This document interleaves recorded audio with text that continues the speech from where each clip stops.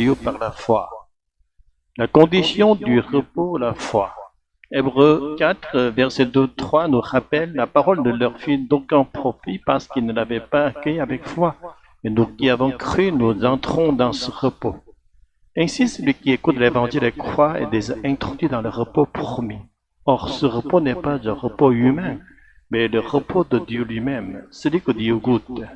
Il s'agit donc d'un repos éternel qu'aucune force du monde ne peut nous enlever.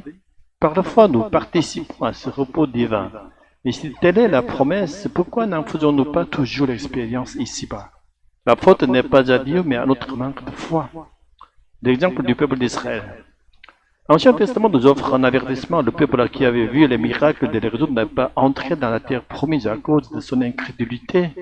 Cette première génération dut retourner à la poussière dans le désert. Pourtant, Dieu a tenu sa promesse sous la conduite de Josué et Caleb. La seconde génération entra à Canaan.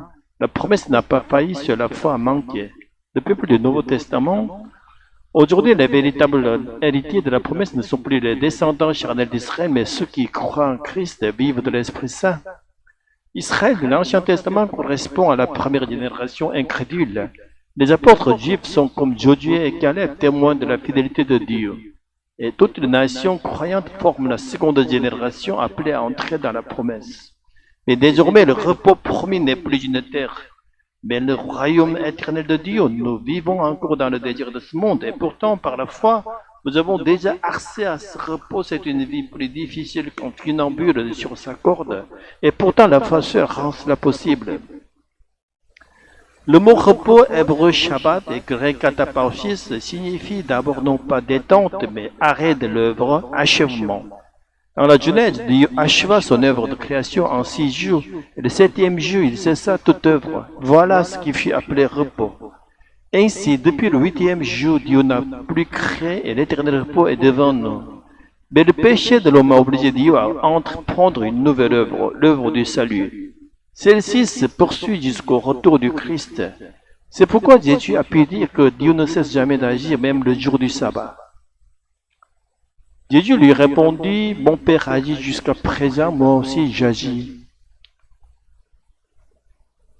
En vérité, Dieu n'a pas besoin de repos. En tant qu'esprit, il ne se fatigue pas. Le Shabbat n'a donc pas été institué pour lui, mais comme grâce offerte à notre condition de chair.